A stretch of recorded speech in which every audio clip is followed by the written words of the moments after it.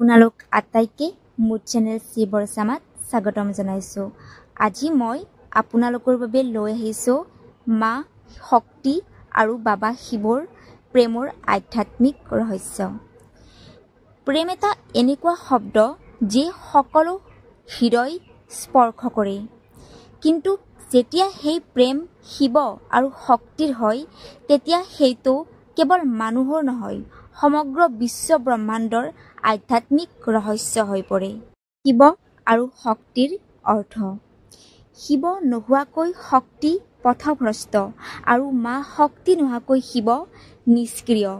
এই দুয়ো একে শক্তিৰ দুটা ৰূপ। শিৱ স্থিৰতা আৰু শক্তি গতি, শিৱ মৌনতা আৰু শক্তি ঊৰ্জা।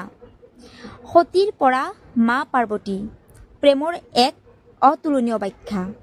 সতীয়ে যেতিয়া নিজৰ অপমান সহ্য কৰিব পৰা নাছিল তেতিয়া তেওঁ অগ্নিত নিজকে উচৰ্গা কৰিছিল। কিন্তু সত্য প্ৰেম কেতিয়াও শেষ নহয়, সেইটো আকৌ নতুন ৰূপত ঘূৰি আহে আৰু সেই ৰূপটোৱে আছিল মা পাৰ্বতী। হিমালয়ৰ কন্যা মা পাৰ্বতী, কিন্তু অন্তৰৰ পৰা শিৱ বাবাৰ বহুত ভাল পাইছিল।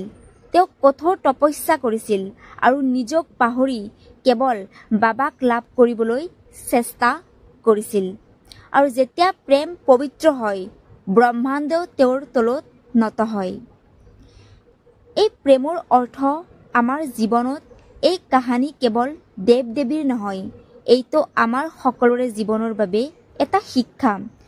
যেতিয়া আমি কাৰোবাক মনৰ পৰা ভাল পাওঁ, কেতিয়াবা নিজৰ অহংকাৰ ত্যাগ কৰিও সেই সঁচা প্ৰেম আমাৰ হৃদয়ত জন্ম লয়। নিজৰ জীৱনত শিৱ শক্তিৰ সমতা নিজৰ ভিতৰত শিৱক জগাওক, ধ্যান বুদ্ধি আৰু শান্তিৰ ৰূপত। নিজৰ জীৱনত শক্তিক জগাওক, কৰুণা সাহস আৰু প্ৰেমৰ ৰূপত। যেতিয়া এই দুই শক্তিৰ সমতা হ'ব তেতিয়া জীৱন সম্পূৰ্ণ হ'ব।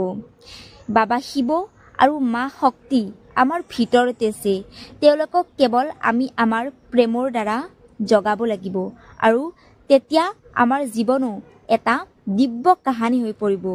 যদি আপোনালোকে ভিডিঅ'টো চাই ভাল পাইছে, লাইক কমেণ্ট আৰু শ্বেয়াৰ কৰিবলৈ নাপাহৰিব। আৰু মনত ৰাখিব, নিজৰ ভিতৰতেই শিৱ আৰু শক্তি আছে, সেয়েহে তেওঁলোকক বিচাৰিবলৈ চেষ্টা কৰিব।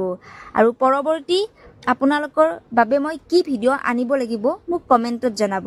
আৰু আপোনালোকৰ মৰম আশীৰ্বাদ মোৰ লগত সদায় ৰাখিব। জয় শিৱ শক্তি।